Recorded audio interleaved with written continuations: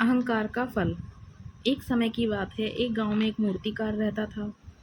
मूर्ति कला के प्रति अत्यधिक प्रेम के कारण उसने अपना संपूर्ण जीवन मूर्ति कला को समर्पित कर दिया।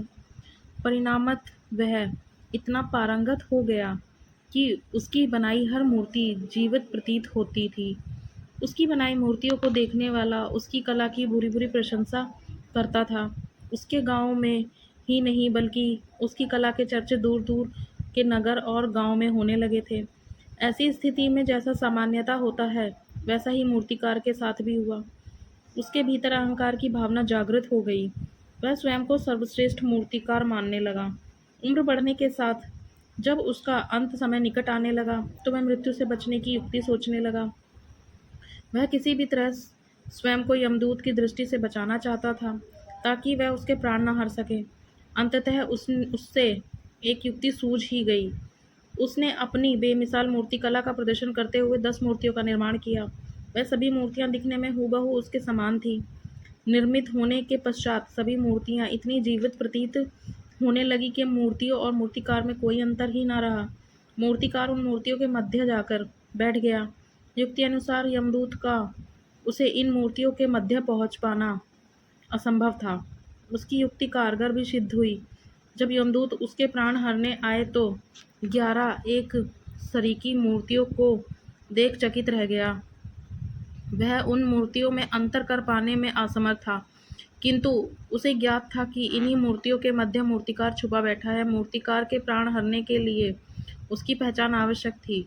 उसके प्राण न हर पाने का अर्थ यह था प्रकृति के नियम के विरुद्ध जाना। प्रकृति के नियम के अनुसार मूर्तिकार का अंत समय आ चुका था। मूर्तिकार की पहचान करने के लिए यमदूत हर मूर्ति को तोड़कर देख सकता था, किंतु वह कला का अपमान नहीं करना चाहता था। इसलिए इस समस्या का उसने एक अलग ही तोड़ निकाला। उसे मूर्तिकार के अहंकार का बोध था, अतः उसके अहंकार पर चोट करते हुए वह बोला, वास्तव में सब मूर्तियां कलात्मक और सौंदर्य का अद्भुत संगम है, किंतु मूर्तिकार एक त्रुटि कर बैठा। यदि वो मेरे सम्मुख होता तो मैं उसे उस त्रुटि से अवगत करा पाता। अपनी मूर्ति में त्रुटि की बात सुन अहंकारी मूर्तिकार का अहंकार जाग गया। उससे रहा ही नहीं गया और झट से अपने स्थान से उठ बैठा और यमदूत से बोला, त्रुटि असंभव। मेरी बनाई मूर्तियां सर्वदा त्रुटिहीन होती हैं। यमदूत की युक्ति काम कर चुकी थी। उसने मूर्तिकार को पकड़ लिया और बोला, बेजान मूर्तियां बोला नहीं करती और तुम बोल पड़े।